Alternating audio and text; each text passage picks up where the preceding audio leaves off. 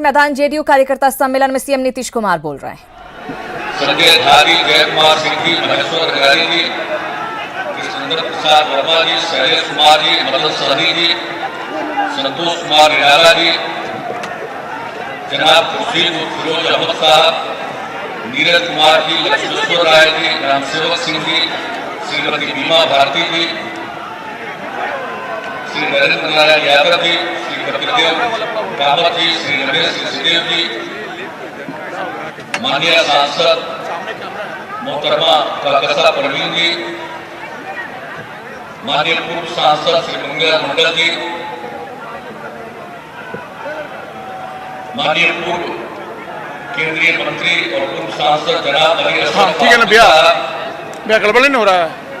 माननीय श्री रामजतन सिन्हा जी,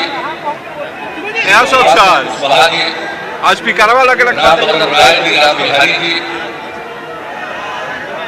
इस सम्मेलन में उपस्थित सभी माननीय सांसदगण, सभी माननीय विधायकगण, विधान परिषद के माननीय सदस्यगण,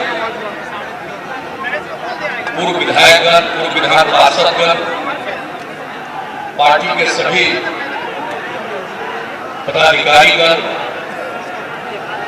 सभी प्रकोष्ठों के प्रदेश अध्यक्षगण, सभी जिला अध्यक्षगण, सभी प्रखंड अध्यक्षगण, बिहार के सभी बूथों के अध्यक्षगण और सचिवगण,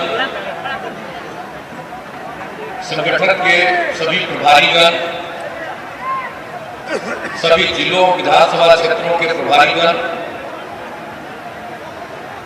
सभी जनता दलों के सम्मानित नेतागण, सक्रिय कार्यकर्तागण, मेरे प्रिय साथियों, यहाँ उपस्थित प्रिंट और इलेक्ट्रॉनिक मीडिया से जुड़े पत्रकार मित्रों, छायाकार बंधुओं, बहनों एवं भाइयों, अशोक सर, मैं सबसे पहले स्पीकर लगे धरवा दीजिए ना, छोड़ दीजिए। इस कार्यकर्ता सम्मेलन में आप सब लोगों का हार्दिक अभिनंदन करता हूं और बहनें, महिलाएं सब काफी संख्या में आई, छात्र छात्राएं और हमारे युवा वर्ग के लोग, युवतियां भी बहुत संख्या में यहाँ उपस्थित हुए हैं। पार्टी के जो बूथ स्तर पर अभी पार्टी के द्वारा कमेटी बनाई गई, सभी बूथों के अध्यक्ष और सचिव यहाँ उपस्थित हुए हैं। पार्टी के अन्य सभी पंचायत से लेकर राज्य स्तर तक के सभी पदाधिकारी उपस्थित हुए हैं। सभी सक्रिय कार्यकर्ता उपस्थित हुए हैं। मैं आप सब लोगों का हृदय से हार्दिक अभिनंदन करता हूं। और मुझे याद है कि आज 1 मार्च को 2020 में सम्मेलन हो रहा, ठीक 5 साल पहले 1 मार्च 2015 को भी गांधी मैदान में ही कार्यकर्ता सम्मेलन हुआ था। और जिस प्रकार से अभी पिछले दिनों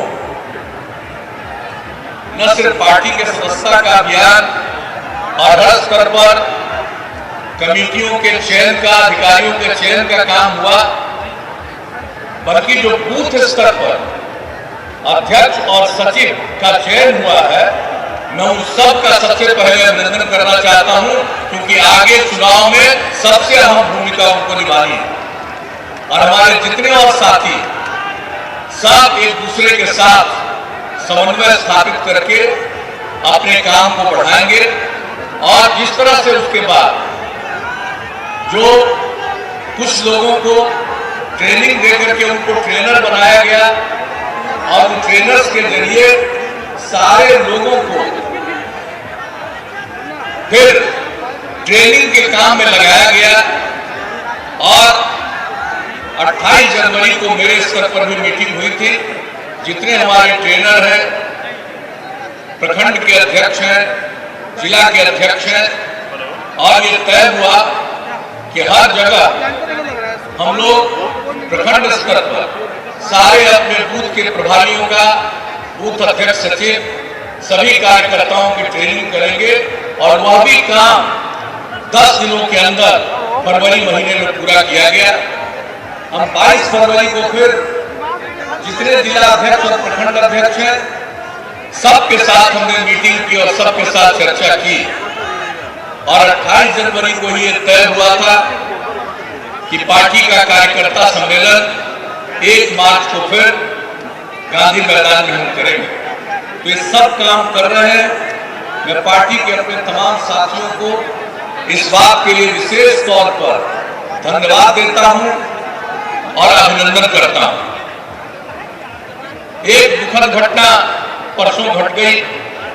हम लोगों के बहुत ही पुराने साथी, प्रिय मित्र, जब से पार्टी समता पार्टी बनी उसके बाद से ही पार्टी में सक्रिय रहे भाई बैद्यनाथ महतो जी, किस तरह से उन्होंने अपने इलाके में जो अपराध होता था, हिंसा होती थी, उसके खिलाफ अभियान चलाया और खुद भी उनको झेलना पड़ा था। और उसके बाद राजनीति में आए, हम लोगों के साथ रहे, विधायक बने, यहाँ मंत्री बने, फिर सांसद बने और पुनः इस बार सांसद बने। लेकिन बड़ा दुखद मुझको लगा कि परसों कई सप्ताह से एम्स में वो भर्ती थे, इलाज चल रहा था, लेकिन डॉक्टरों के सब प्रयास के बावजूद भी वो रह नहीं सके। हम लोगों को बहुत इसके चलते पीड़ा हुई, बहुत दुख हुआ। आज वो हमारे बीच में नहीं, लेकिन आप लोगों ने जिस तरह से अपने अपने क्षेत्रों में काम किया, मैं आप सब लोगों का अभिनंदन करता हूं। और एक बात जो हमारे साथीगण यहाँ कुछ न कुछ आप सबको बता रहे थे, देख लीजिए, जब से बिहार के लोगों ने हम लोगों को काम करने का मौका दिया 2015 में 24 नवंबर से, और उसके बाद जो काम हम लोगों ने करना शुरू किया और ये तीसरा टर्म है, हम लोगों ने काम शुरू किया। जब तीसरी बार आए तो हमने 7 निश्चय का ऐलान किया। 2015 के अगस्त महीने में हमने इस बात का ऐलान किया, 7 निश्चय। सब लोगों ने इसको स्वीकारा। हमारा ऐलान बदल गया, लेकिन फिर भी 7 निश्चय के कार्यक्रमों को सब लोगों ने स्वीकारा। और जिस तरह से यह काम हो रहा है आप सबको मालूम है। लेकिन आप कल्पना कर लीजिए, उसके पहले क्या स्थिति थी बिहार के बारे में। बिहार के लोग जो बिहार के बाहर रहते थे, अपमानित होना पड़ता था। लोग छिपाते थे कि हम बिहार के रहने वाले हैं, क्योंकि बिहार को जंगल राज के रूप में जाना जाता था। और जब बिहार के लोगों ने मौका दिया और जब 2005 में पूरे बिहार में हम न्याय यात्रा पर निकले और उसमें हमने कहा था कि बिहार के लोग हम लोगों को काम करने का मौका देंगे, पूरे एनडीए को काम करने का मौका देंगे, तो हम कानून का राज कायम करेंगे, न्याय के साथ विकास करेंगे। और जो कानून की क्या स्थिति थी, और जब हम लोगों को काम करने का मौका मिला तो कानून का राज हम लोगों ने कायम किया। आजकल पता नहीं क्यों कहीं से कहीं किसी को किसी चीज की जानकारी नहीं होती है और कुछ न कुछ बोल देता है।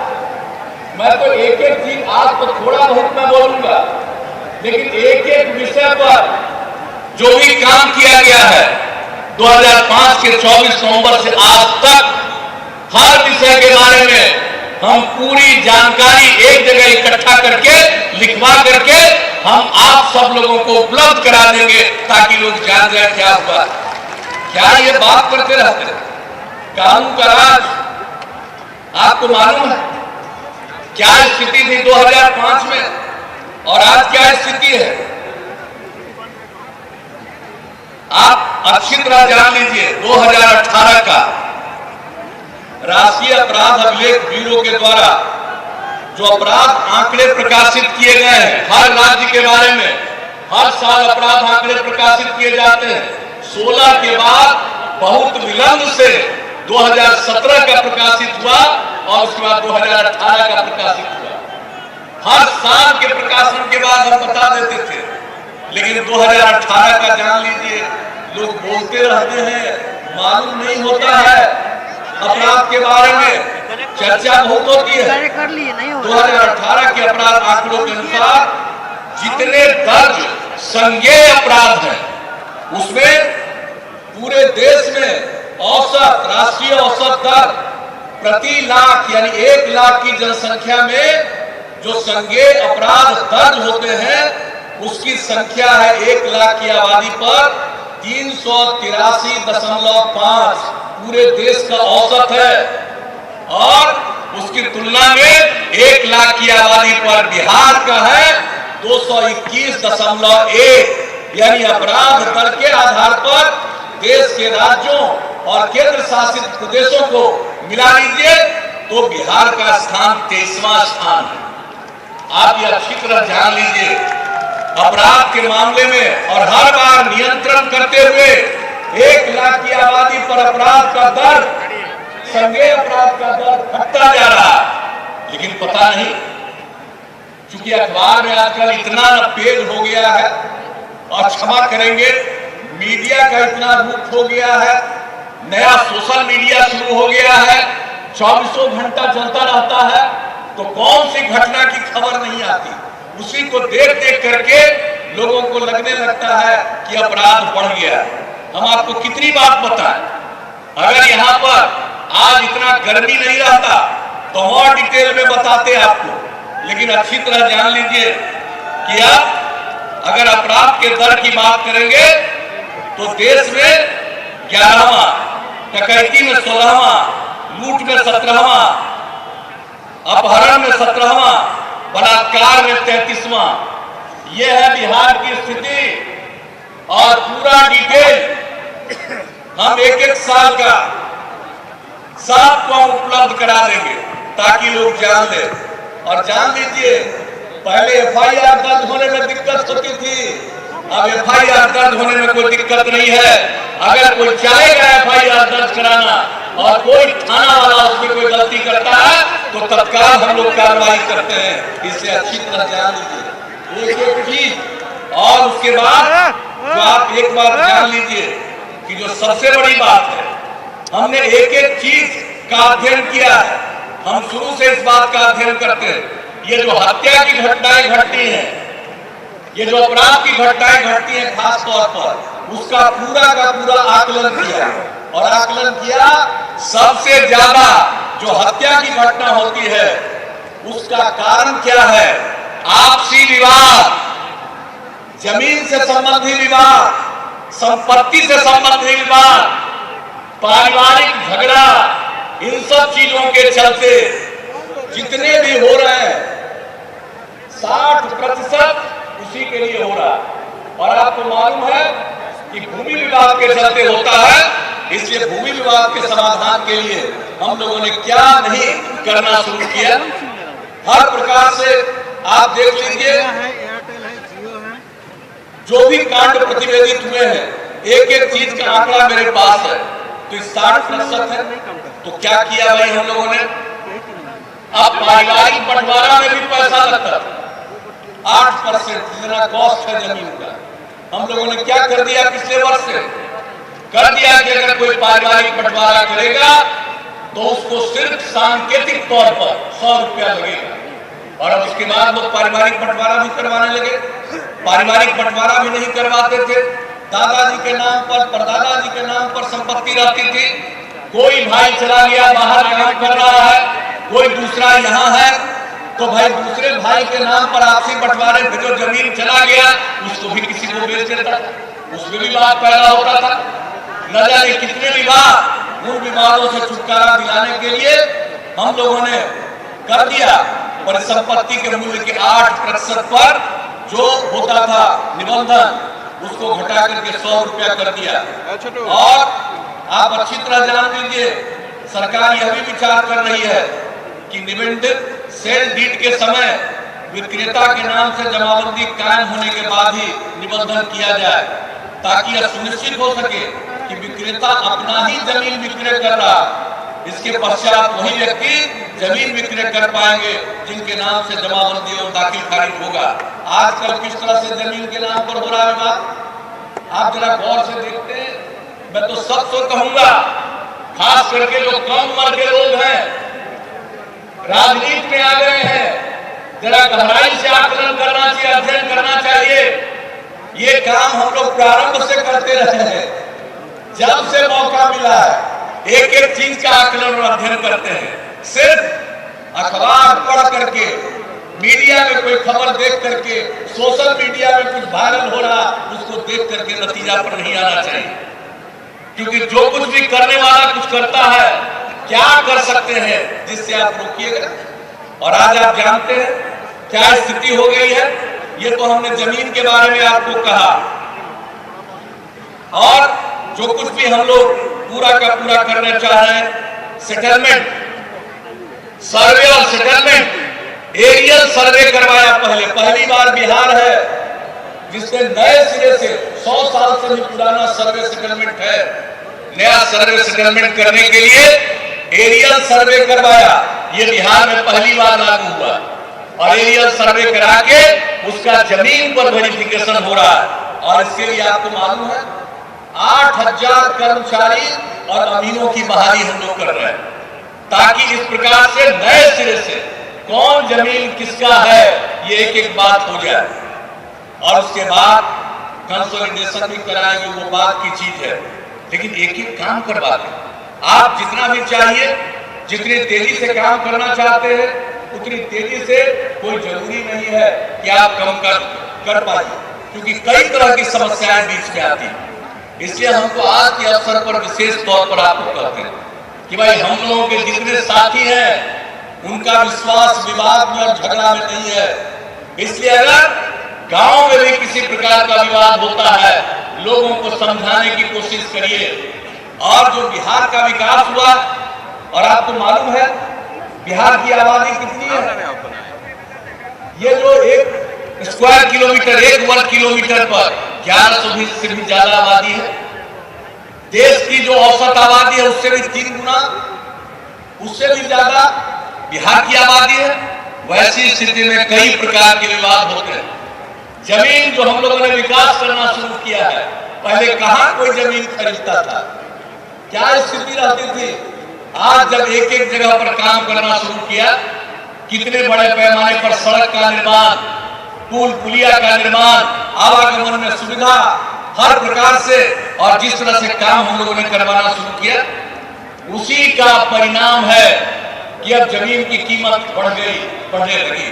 और तब जब ये कीमत बढ़ती है तो बहुत लोगों के मन में ये बात आ जाता है कि साहब हम इसमें इस पर कब्जा कर ले तो हमको बहुत लाभ होगा। तो इस तरह से कई कारणों से विवाद होता है। इसलिए हम लोग वर्तमान स्थिति में भी बहुत सुधार लाने की कोशिश कर रहे हैं, और भविष्य के लिए भी ये जो हम लोगों का काम है सर्वे और सेटलमेंट का, ये काम पूरा हो जाएगा तो उसके बाद देखिएगा आपसे आप विवाद बहुत नीचे चला जाएगा।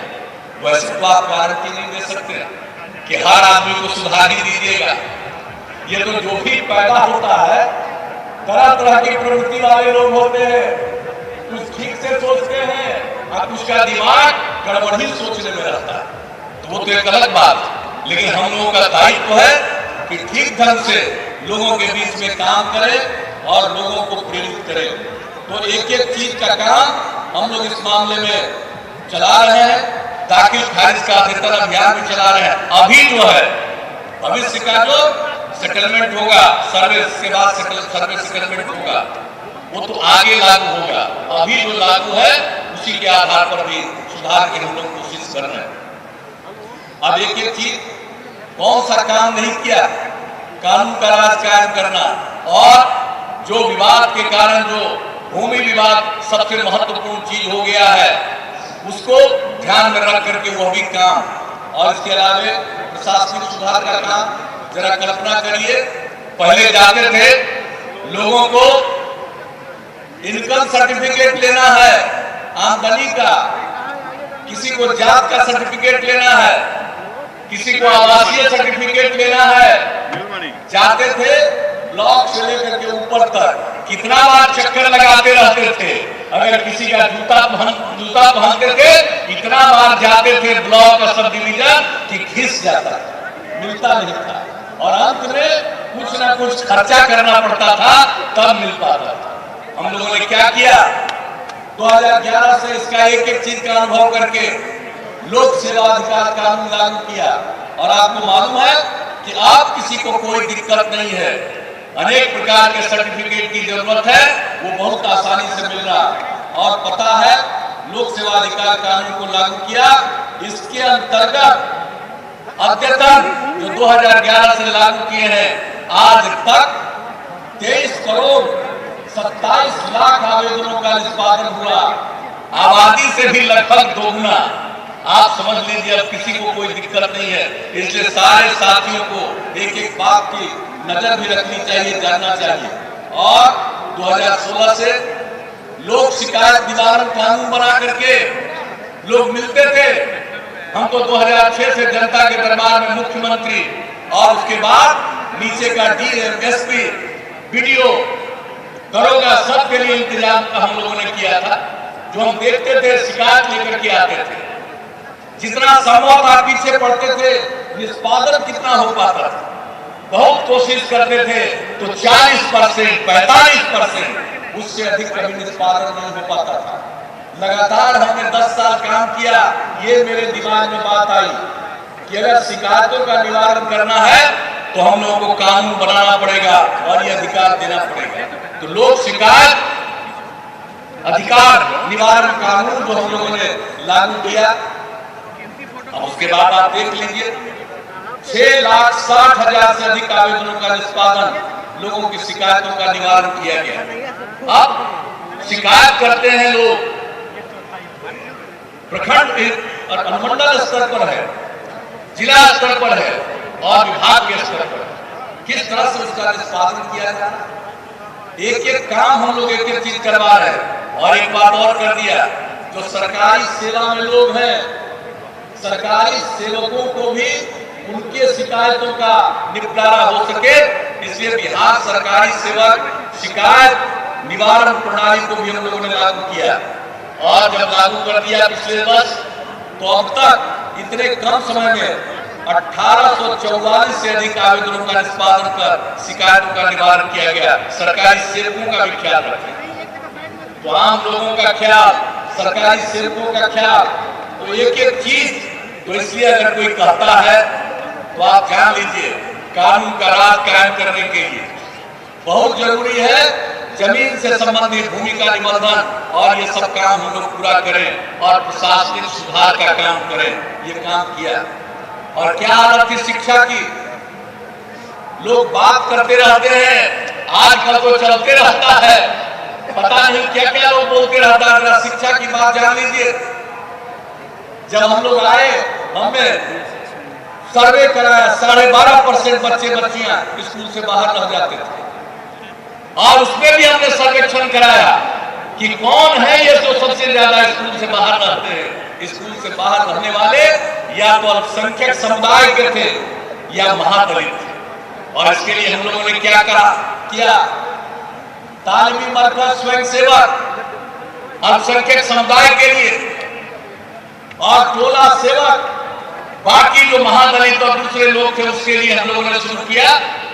पढ़ने नहीं जाते थे, उनको घर के बाहर पता करके और उनको अलग से पढ़ा करके और उनकी उम्र कुछ हो गई आगे स्कूल तक पहुंचाना और स्कूल में भी जाकर इनके द्वारा ध्यान रखा जाता था। तो उसके बाद क्या स्थिति आ गई, अब 1% से भी कम है स्कूलों के बाहर। और क्या स्थिति थी, प्राथमिक विद्यालय तक तो लोग चले जाएं, लड़कियां भी चली जाएं, लेकिन मध्य विद्यालय में लड़कियां बहुत कम जाती थी, मिडिल स्कूल में। और उसका कारण था लोगों की गरीबी। बेटी को अगर 6ठी क्लास में भेजेंगे तो उस समय उसके लिए ठीक ठाक कपड़ा देना पड़ेगा। गरीबी के कारण कपड़ा देने की स्थिति में लोग नहीं थे। तो हमने क्या किया, 2007 में मिडिल स्कूल में पोशाक योजना की शुरुआत की और क्या वातावरण बदला और कितनी बड़ी संख्या में स्कूल जाने लगी लड़कियां। और तब हमने सोचा कि लड़की को सिर्फ 8वीं तक पढ़ाएंगे, इसको कम से कम मैट्रिक तक पढ़ाएंगे।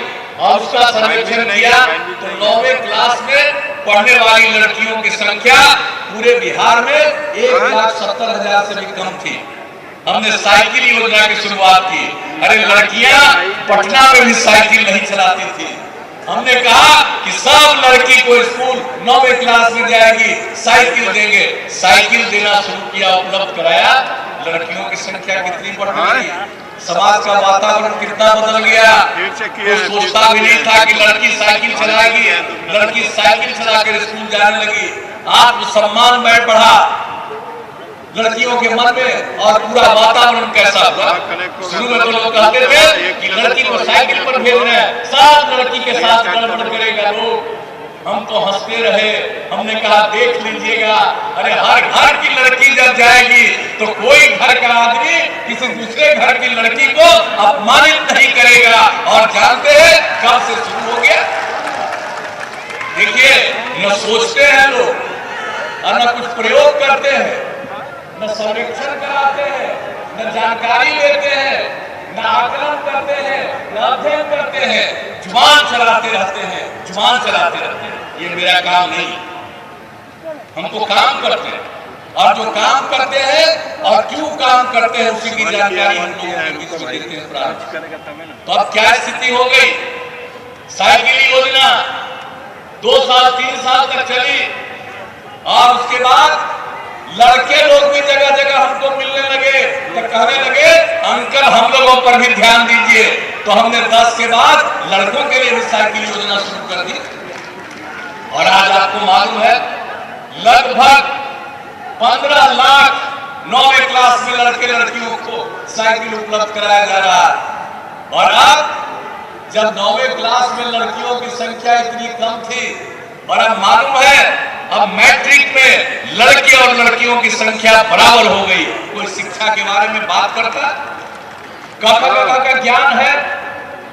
इतनी बड़ी संख्या में लड़कियों को हाई स्कूल पहुंचा दिया। कहां थे टीचर? कैसे बहाल किया? 3.5 लाख के करीब शिक्षकों की का नियोजन हम लोगों ने किया। आजकल टीचर लोग भूल जाते हैं कि कल क्या मिलता था, और उसके बाद किससे आपको दिया, और कैसे 15 से फिक्स सैलरी की जगह पर सैलरी दे दिया, और अब कितना मिल रहा। लेकिन हम सबको कहेंगे, लेकिन किसी को रोकिएगा? आप किसी के लिए कुछ भी करते जाइए, वो और चाहता है। हम इसको अप्राकृतिक नहीं मानते, ये स्वाभाविक चीज है। अगर कुछ मिलेगा तो और खोजेगा, और खोजता हमको कोई एतराज नहीं। खोजो, हमारे पास जो भी क्षमता होगी हम बढ़ाते ही जाएंगे, उसकी चिंता मत करो। लेकिन हम उम्मीद करते हैं, सारे शिक्षकों से हम ये उम्मीद करते हैं कि आपका जो बुनियादी दायित्व है, कर्तव्य है, बच्चे बच्चियों को पढ़ाना पढ़ाइए। अगर आप नहीं पढ़ाते हैं तो लोगों के बीच में अलोकप्रिय हो जाइएगा। इसलिए अगर अपनी लोकप्रियता चाहते हैं तो बच्चे और बच्चियों को पढ़ाइए। हम एक बात करते हैं, लोग कुछ भी करता, हम किसी का नुकसान करते हैं। जो भी हमसे संभव होता है हम उसका भला करने की कोशिश करते हैं। लेकिन शिक्षा की स्थिति कितना हम लोगों ने बढ़ाया? यही नहीं, क्या हाल था कॉलेज का, उसका आप बताइए।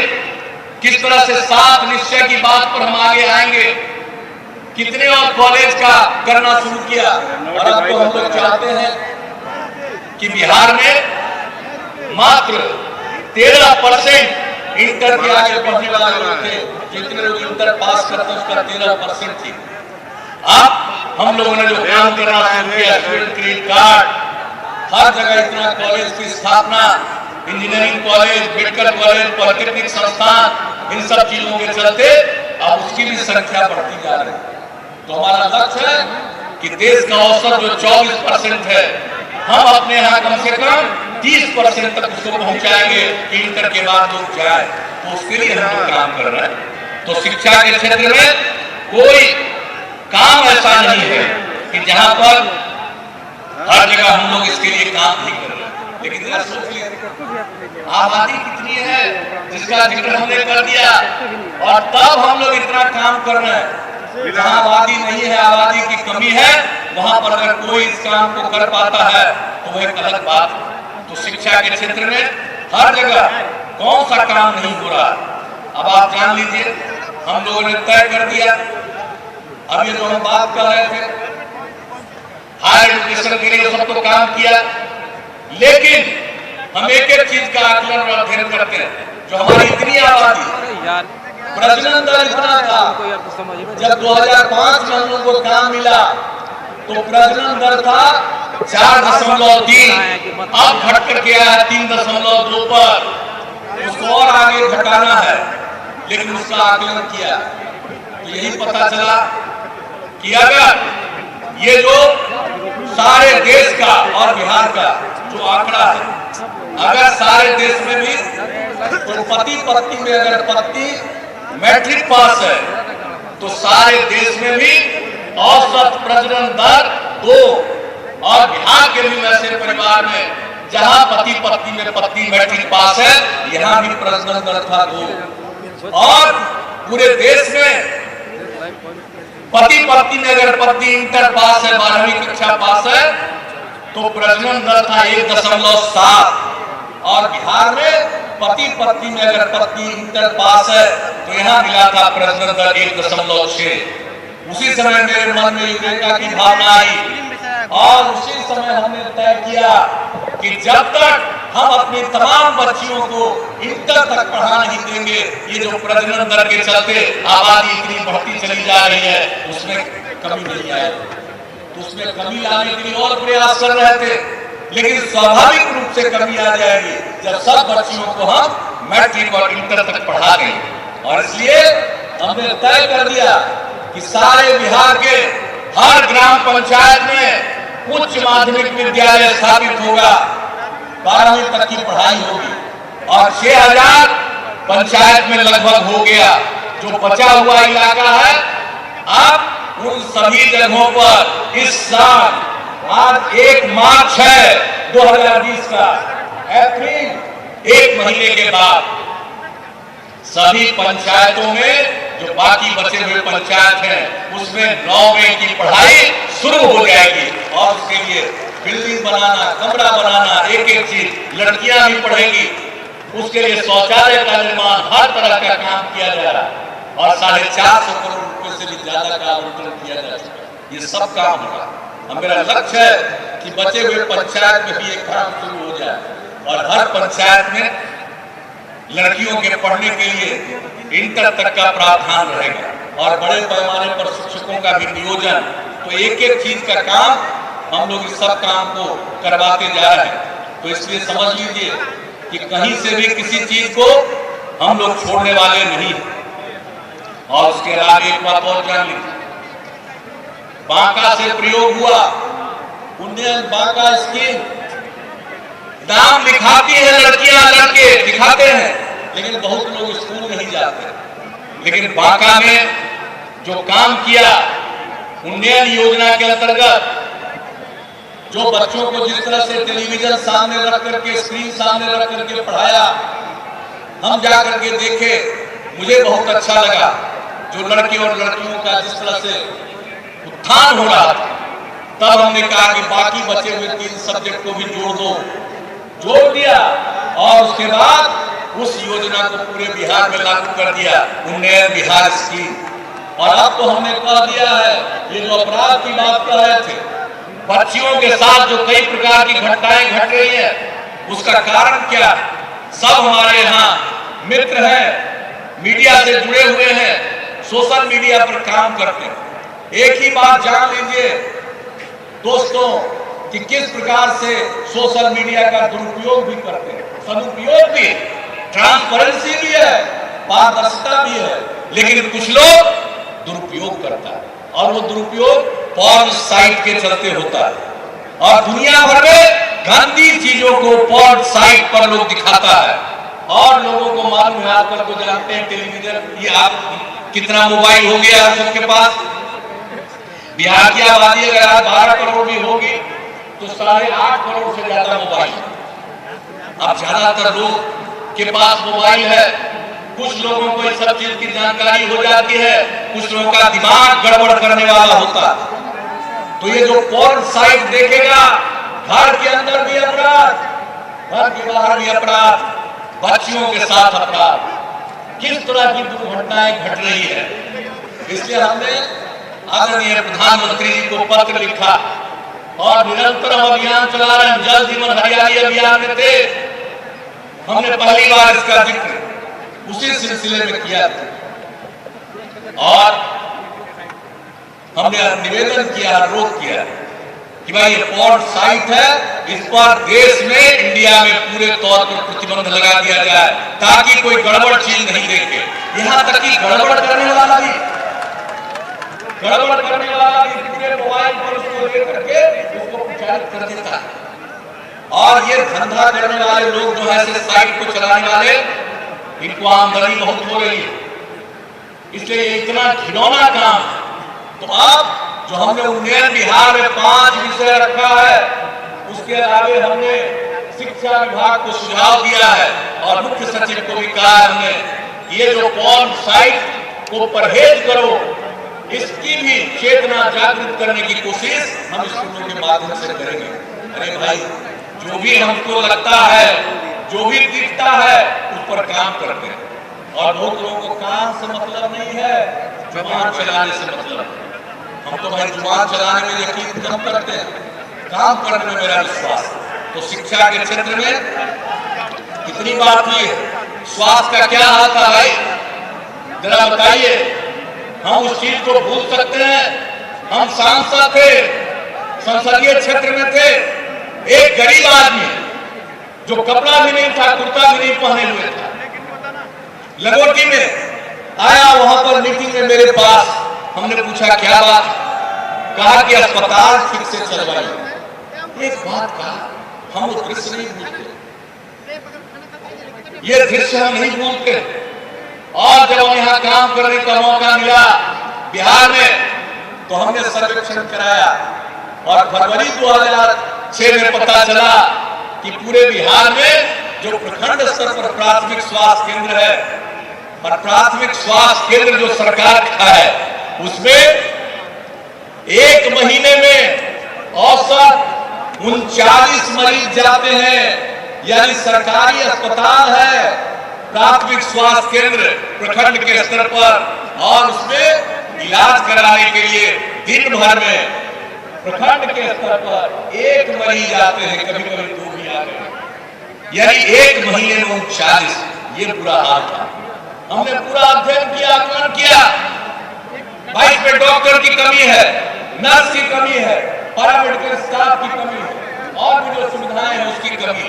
एक एक चीज का उपाय किया और ये देखा कि गरीब लोग, और उस समय एक रिपोर्ट प्रकाशित हुई थी, जब हम सरकार में नहीं थे, सरकार के बाहर थे, हम जब यात्रा पर चले थे, तब हमने देखा था एक रिपोर्ट, और उस रिपोर्ट में हमने पाया था कि बिहार में भी गरीब आदमी का जो भी आमदनी है, उसका सबसे ज्यादा खर्चा खाने से ज्यादा लेकर के उसको इलाज पर पैसा खर्च होगा। ये बात हमारे दिमाग में बात आई और जब इसका आकलन करवाया हमने और देखा कि यहाँ पर तो दवा का कोई इंतजाम ही नहीं है। भाई क्या करते थे, लोगों को काम करने का वर्षों मौका मिला, 15 साल एक परिवार को मिला। क्या करते थे, क्या नहीं देखते थे, क्यों नहीं देखते थे? और जब देखा हम लोगों ने, तो हम लोगों ने 2006 में तय किया, सारे प्रखंड स्तर के उसके ऊपर वाले का दुरुस्त तो कर ही दिया, डॉक्टर वगैरह सबकी बहाली, और हर जगह टेलीफोन लगवाया ताकि हमारे कार्यालय से और स्वास्थ्य विभाग से पूछा जाता था कि फोन उठाएगा तो पता चलेगा कि डॉक्टर है या नहीं, मोबाइल नहीं, क्योंकि मोबाइल तो कहीं उठा लेते। लैंडलाइन हमने करवाया, उस पर जांच करते थे और मुफ्त में दवा लोगों को मिले। और जो दवा वितरण का था, इसकी शुरुआत हम लोगों ने अगस्त 2006 से करा दिया। उस समय आदरणीय श्रद्धेय उपराष्ट्रपति थे, श्रद्धेय भैरव सिंह शेखावत साहब, वो आए थे पटना, और उन्हीं के हाथ से हमने अगस्त महीने में 2006 में शुरू कराया था। मरीजों को सरकार की तरफ से दवा का इंतजाम, और उसके बाद मालूम है नवंबर में जाकर के हमने फिर सर्वे करवाया, दिसंबर में तो पता चला कि एक महीना में 39 लोग जाते थे, अब वो बढ़ करके 1000 से 1500 हो गए और उसका सारा इंतजाम किया। और आज आपको मालूम है एक प्राथमिक स्वास्थ्य केंद्र में आज एक महीने में औसत अब 10,000 मरीज जाते हैं। अरे भाई काम तो इतना कर रहे हैं, आप कितना मेडिकल कॉलेज खुलवा रहे हैं, कौन सा काम नहीं हो रहा, कौन सी चीज को देखना चाहते हैं, जान लीजिए। और नियमित टीकाकरण क्या होता था भाई, लोग बोलते हैं जरा बता दें, 2005 तक टीकाकरण कितना था, 18%। और जो टीकाकरण का काम हम लोगों ने शुरू करवाया अब बढ़कर के हो गया है 86%, 86%। और हमारा लक्ष्य है संपूर्ण टीकाकरण कराएंगे और बिहार देश के 5 टॉप राज्यों में रहेगा सबका टीकाकरण। और आप सबको मालूम है कैसा पल्स पोलियो कैंपेन चला। अभी तो सरकार बनी थी 2005 में, 7 दिन के बाद असेंबली शुरू होने वाला था, हमको लोगों का फोन आ गया पल्स पोलियो के लिए। हम चाहते थे 7 दिन के बाद, लोगों ने कहा तुरंत मिलते हैं। अभी शपथ लिया था, वो भी नहीं मिला, सबको बुलाए, लोग आ गए अंतर्राष्ट्रीय स्तर के लोग, और आकर लोगों ने कहा, हमने कहा चिंता मत करिए, हम सारे डीएम को लगाएंगे। और पहला वीडियो कॉन्फ्रेंसिंग के जरिए हमने सारे डीएम को निर्देश दिया कि आपका काम है पल्स पोलियो कैंपेन को देखना और चलाना। और पल्स पोलियो कैंपेन चला, और जो पल्स पोलियो कैंपेन चला उसके बारे में सब लोगों को लग रहा था कि अगर बिहार में नहीं हुआ तो ये पोलियो से मुक्ति नहीं होगी, चिंतित थे। लेकिन बिहार में जिस तरह का काम हम लोगों ने कराया कि पोलियो से उन्मूलन हो गया।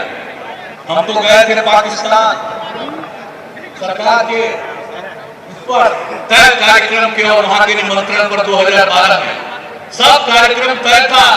अलग से हमसे पाकिस्तान में लोग पल्स पोलियो कैंपेन पर बात किया। आपको क्या बताएं, लोग सुनना चाहते थे कि कैसे आपने किया, सब बात बताया, उनको भी बड़ी चिंता हो रही थी। और उसके बाद जो दुनिया के सबसे धनी आदमी है बिल गेट्स, वो बिहार को मदद करना चाह रहे थे स्वास्थ्य के क्षेत्र में सब जगह, तो स्वयं गए पता करने के लिए बिहार का सबसे जो आवागमन के दृष्टिकोण से सबसे कठिन इलाका था खगड़िया का, वहां वो चले गए देखने के लिए।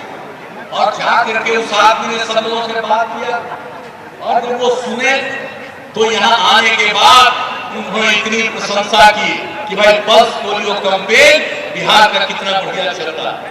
तो आप जरा ध्यान लीजिए। और उसी तरह से कालाजार से मुक्ति कराना चाहते हैं। मालूम है कालाजार की क्या स्थिति थी? कालाजार जरा पूछ लीजिएगा, लोग बोलते हैं सब हम मीडिया के माध्यमों से भी निवेदन करेंगे, प्रार्थना करेंगे कि आप अपना आंकड़ा पता कर लीजिए, हमारा आंकड़ा हो तो बता दीजिए कि गलत बोल रहे हैं। 2005 में कालाजार के 23,383 मामले सामने आए थे।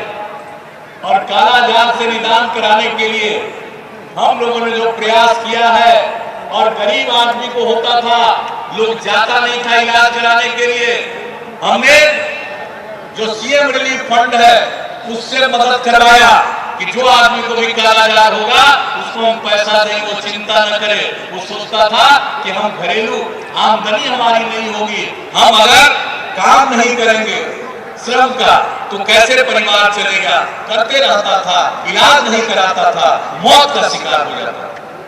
तो हमने उनके लिए इंतजाम किया। मालूम है एक भी कालाजार का पीड़ित व्यक्ति जो इलाज के लिए आता है उसको ले जाया जाता है, इलाज कराया जाता है, उसको तो एक ही दवा से हो जाता है। और 6,600 रुपया राज्य सरकार उनको पैसा देती है कि चिंता मत करना, ठीक हो जाओगे। और अब संख्या क्या हो गई है? अब 18-19 में कालाजार से पीड़ित की संख्या घटकर हो गई है 252। और हमारा तो लक्ष्य है कि जल्दी से जल्दी जैसे पल्स पोलियो कैंपेन चला करके पोलियो से उन्मूलन हुआ, कालाजार से भी बिहार को छुटकारा मिले। इसलिए भाई दोस्तों, मैं आप सब लोगों को कहूंगा कि ये सब जो मौलिक चीज है, हम लोग तो काम करते रहते हैं, इन सब चीजों के लिए आप सब कहिएगा जरूर। और आप जानते हैं कितना काम शुरू हुआ है। हम लोगों ने जो काम किया है 2005-6 का उदाहरण बता देते हैं। शिशु मृत्यु दर, बच्चे जो मरते थे 1000 की जनसंख्या पर, वो 61 थी, अब वो घट करके 35 हो गया। इसी तरह नवजात मृत्यु दर प्रति 1000 की जनसंख्या पर 37 से घटकर 27। मातृ मृत्यु दर 1 लाख की जनसंख्या पर 371 घट करके 185 हुआ। और वर्ष 2005 में जो कुल प्रजनन दर जो हमने अभी आपको बताया था 4.3 था, घट करके 3.2 हो गया।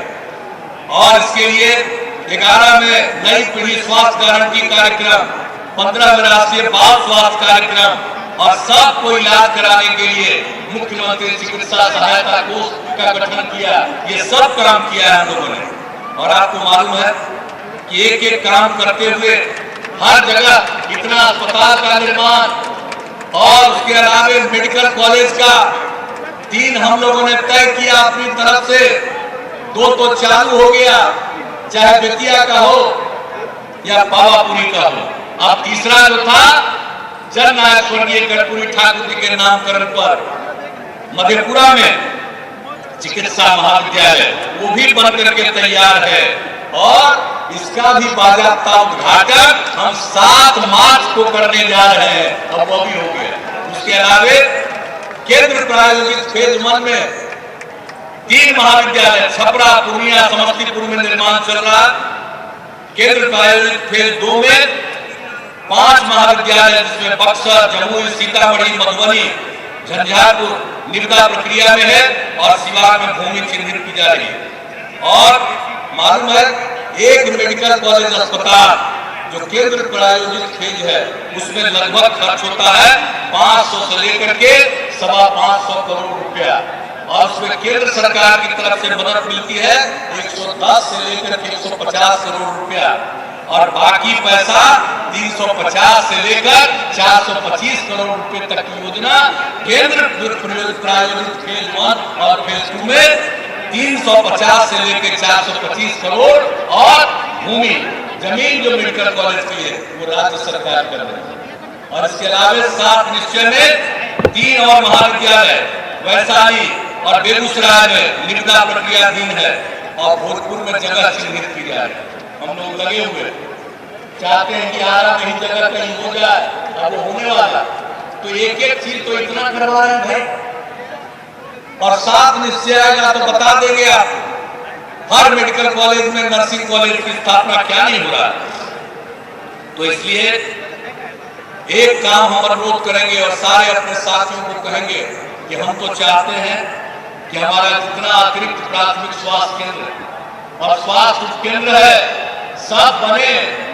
जमीन में दिक्कत होती है, मिलती नहीं है। हम आग्रह करेंगे कि लोग जो के पास जमीन है और जमीन देने को तैयार हो जाए, उनको तैयार करिए। उस चाहे वो अतिरिक्त प्राथमिक स्वास्थ्य केंद्र हो या स्वास्थ्य उपकेंद्र हो, जो उनके जमीन पर बनेगा उसका नामकरण उन्हीं पर या उनकी इच्छा के मुताबिक उनके परिवार के किसी सदस्य पर कर देंगे, जो आने वाले अनंत काल तक वही नामकरण रहेगा। ये करवाइए। तो हर क्षेत्र में आपको हम बता दें कि एक एक काम हम लोगों की तरफ से ये सब होगा, आप चिंता मत करिएगा। और उसके अलावा आधारभूत संरचना के लिए सड़कों का कितना निर्माण हुआ, कैसा सड़क था जी, याद है ना कैसा सड़क था। हम तो एमपी थे, टाल वाला इलाका, हम तो अपने क्षेत्र में रोज घूमते थे पैदल 12 किलोमीटर। एक दिन हमको घूमना पड़ा था 18 किलोमीटर, वो नहीं हम घूम सकते। आप बताइए, अपने क्षेत्र में संसदीय क्षेत्र की बात हम कर रहे हैं, कहाँ लोगों को पैदल चलना पड़ रहा है। हर जगह सड़क बनवा दिया हम लोगों ने। कितना हुआ पथ निर्माण विभाग में 2005-6 से लेकर के अब तक हम लोगों ने सड़क और पुल पुलिया के निर्माण के लिए खर्च किया 52,385 करोड़ रुपया। तो आप सोच लीजिए, इतना सड़क, ग्रामीण सड़क के लिए हर गांव को पक्की सड़क से जोड़ना, ये काम हो रहा। जो प्रधानमंत्री सड़क योजना के अंतर्गत है उसमें 51,885 किलोमीटर लेकिन निर्माण किया जा चुका और अब बाकी मात्र बचा 2240 किलोमीटर प्रधानमंत्री ग्राम सड़क योजना प्रक्रियाधीन। और उसके बाद मुख्यमंत्री ग्राम सड़क योजना शुरू से पहले चलाए थे 1000 से 1500 वाले में, जब हो गया प्रधानमंत्री ग्राम सड़क योजना 1000 तक तो वो खत्म हुआ। बाद में हमने मुख्यमंत्री ग्राम संपर्क योजना की शुरुआत कर दी। तो मुख्यमंत्री ग्राम सड़क योजना के अंतर्गत तो लगभग 6800 किलोमीटर पथ का निर्माण कराए और मुख्यमंत्री ग्राम संपर्क योजना और अन्य राज्य योजनाओं के अंतर्गत 5 के बाद से अब तक 31,587 किलोमीटर पथ का निर्माण ग्रामीण इलाकों में हम लोगों ने करवाया और अभी 16,581 किलोमीटर का निर्माण कार्य चल रहा है। हमारा टारगेट है इस साल एक गांव नहीं बचेगा जिसको पक्की सड़क से नहीं जोड़ेंगे और उसके बाद गांव के जो टोले हैं वह तो 7 हिस्से में है, उसको आगे आकर के बताएंगे, उसको भी कर देंगे। तो इस तरह से और अब हमने कर दिया है कि खाली रोड बनाएंगे नहीं, चाहे सड़क हो या पुल, उसका अनुरक्षण होना है। सिर्फ पथ का निर्माण नहीं, उसको मेंटेन करके सब दिन रखिए।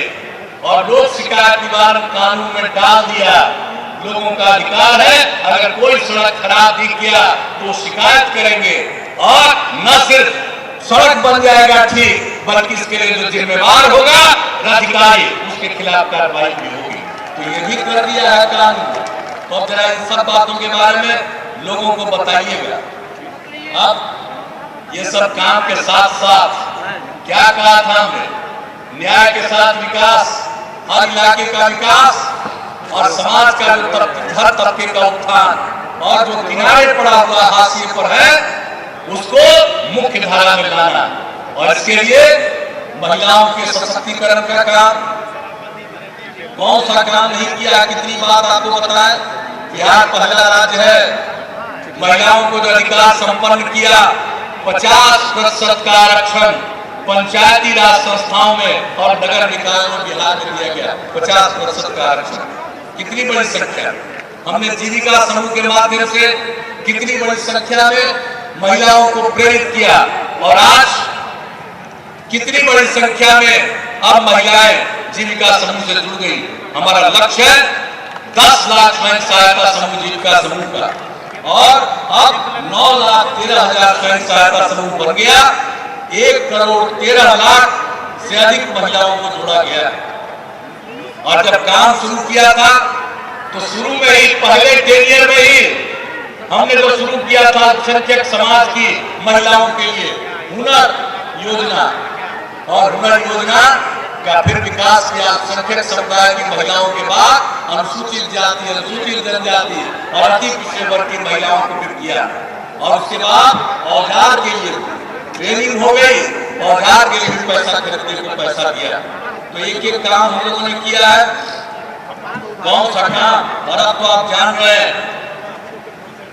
एक चीज जान लीजिए, महिला बटालियन तो यहाँ पुलिस में है ही, पुलिस में भी 35% आरक्षण और 7 निश्चय में तो हमने हर सेवा में महिलाओं को 35% आरक्षण करवा दिया, वो तो अलग बात। लेकिन जान लीजिए बिहार में अनुसूचित जनजाति की संख्या 1% के करीब है। बिहार पहला राज्य है जहां अनुसूचित जनजाति की महिलाओं के लिए एक अलग से स्वाभिमान बटालियन का हमने गठन किया। कौन सा काम किए हैं भाई, याद रखिएगा, हम लिख करके भी दे देंगे। एक एक काम, चाहे अनुसूचित जाति हो, जनजाति हो, अल्पसंख्यक समुदाय हो, महिलाएं हो, अति पिछड़े वर्ग के लोग हो, सबके लिए जो काम किया गया हुनर और औजार के लिए। और किशोरियों के लिए स्वास्थ्य योजना प्रति वर्ष 300 रुपया प्रति छात्रा, कन्या उत्थान योजना की शुरुआत कर दी। अब क्या है, घर में बेटी पैदा होगी तो 2000 रुपया, आधार से जोड़ लीजिएगा तब 1000 रुपया, संपूर्ण टीकाकरण कराइएगा तो 2000 रुपया और अगर कोई भी लड़की हमारी इंटर पास कर जाएगी उसको 10,000 रुपया, और कोई भी लड़की अगर ग्रेजुएट कर जाएगी उसको 25,000 रुपया। पोशाक योजना सब में वृद्धि, और एक एक काम का सैनिटरी नैपकिन की राशि हमने बढ़ा दी। पहले देना शुरू किया था 150, अब कर दिया 300। तो एक एक काम कर रहे हैं, तो हर स्तर पर भुगतान हो रहा महिलाओं के उत्थान के लिए। तो आपको मैं यही बताना चाहता, नारी सशक्तिकरण। अब इस बार हमने क्या किया, जो भी कोई वृद्ध बच गया है सबके लिए वृद्धजन पेंशन, उनकी जो भी आमदनी हो। बहुत लोग तो हैं जो नहीं लेना चाहते हैं, हम लोगों को लगा था कि 26 लाख के करीब होंगे, लेकिन 19 लाख लोगों ने आवेदन दिया। 14,21,000 का लाभुकों को स्वीकृति प्रदान कर दिया गया। 2,10,000 का एक सप्ताह के अंदर स्वीकृति प्रदान होगी, और लगभग 2,70,000 की स्वीकृति की प्रक्रिया की जा रही है। और उसमें एक शिकायत हमको मिली है, जो हमारे प्रखंड के अध्यक्ष आए हुए थे, इन लोगों ने भी बताया और दूसरे लोगों ने भी बताया कि ये जो बायोमेट्रिक का होता है, हाथ उंगली वाला निशान लोगों को नहीं है, तो तय करवा दिया है कि बायोमेट्रिक सत्यापन की कोई आवश्यकता नहीं है। जहां बायोमेट्रिक सत्यापन हो सकता है उसका होगा, बाकी का भौतिक सत्यापन की सुविधा दी जाएगी, ताकि किसी को भी किसी तरह से असुविधा नहीं हो। ये सब काम हम लोग कर रहे हैं। आर्थिक रूप से कमजोर वर्गों के लिए भी आरक्षण नियमावली बन गई, किसके लिए हम लोगों ने काम नहीं किया। हर वर्ग के उत्थान का कार्यक्रम, पंचायती राज अधिनियम बनाया, महिलाओं का तो आरक्षण 50%, अनुसूचित जाति जनजाति का 16.1% और अति पिछड़े वर्ग को 20%, सबका सम्मान किया गया। न्यायिक सेवा बिहार में जुडिशियल सर्विसेज में भी आरक्षण हो गया, जो 16% अनुसूचित जाति, 1% अनुसूचित जनजाति, और जान लीजिए अति पिछड़ा वर्ग को 21% जो जुडिशियल सेवाओं में कर दी गई है, और 12% हो गया है पिछड़े वर्गों के लिए। तो ये सब किया जा रहा है। और उसके बाद जो हम लोगों ने योजना चलाई, अनुसूचित जाति जनजाति उद्यमी योजना, व्यापार करो, काम करो, उद्योग करो, 5 लाख रुपया का अनुदान देंगे और 5 लाख रुपया ब्याज रहित ऋण देंगे। अनुसूचित जाति जनजाति के लोगों ने ये काम शुरू किया, और उनके प्रशिक्षण के लिए भी 25,000 रुपया खर्च करेंगे। अब उसका विस्तार कर दिया इस साल अति पिछड़े वर्ग के लिए, और अब अनुसूचित जो मुख्यमंत्री अनुसूचित जाति अनुसूचित जनजाति उद्यमी योजना थी, अब उसका नामकरण हो गया मुख्यमंत्री अनुसूचित जाति अनुसूचित जनजाति एवं अति पिछड़ा वर्ग उद्यमी योजना। अब इस तरह से सुविधा सबके पास हम लोग दे रहे हैं। मुख्यमंत्री मत्स्य विकास योजना में भी अनुसूचित जनजाति के अलावे अब अति पिछड़ा वर्ग को मत्स्य पालकों हेतु उसकी योजना को भी शुरू किया जा रहा है। मुख्यमंत्री ग्राम परिवहन योजना, हर पंचायत में 5 परिवहन, 3 अनुसूचित जाति जनजाति को और 2 अति पिछड़े वर्ग को। और अब तक जो लक्ष्य था क्या 41,930, उसमें से 22,500 लाभुक को अनुदान वितरित हो गया। सिविल सेवा प्रोत्साहन योजना, अनुसूचित जाति जनजाति अति पिछड़े वर्ग के लोग हैं, लोक सेवा आयोग पास करेंगे भारत सरकार का, तो उनको अंतिम परीक्षा के लिए 1 लाख, और बिहार लोक सेवा आयोग के रहेंगे तो उनको अंतिम परीक्षा के लिए 50,000। यह भी काम शुरू कर दिया हम लोगों ने।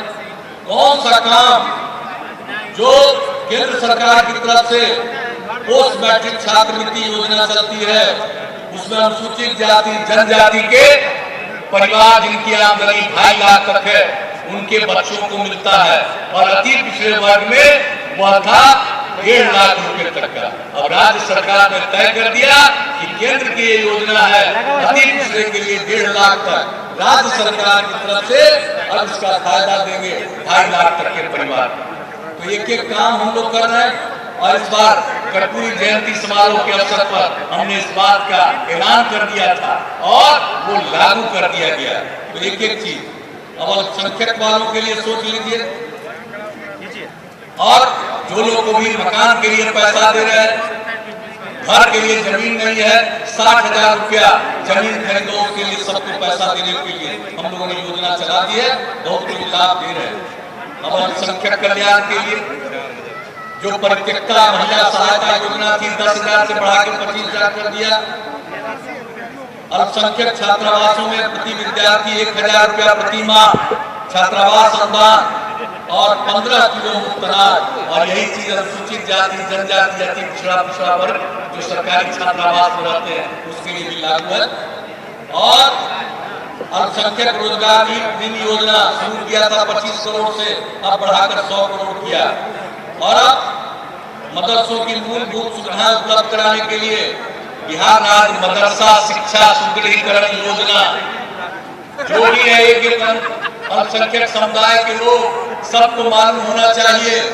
देखिए भैया, हमको वोट की चिंता नहीं है, मर्जी जिसको आए उसको वोट कीजिए, लेकिन मेरा दायित्व है सबकी सेवा करना। लेकिन याद कर लीजिएगा 15 साल राज लोग करते रहे, उसके पहले कांग्रेसी राज करते रहे, क्या दिया बिहार में अल्पसंख्यक समुदाय को? और जब हम लोगों को मौका मिला क्या किया? क्या हुआ था भागलपुर का दंगा, और उसके बाद हम लोगों ने क्या किया?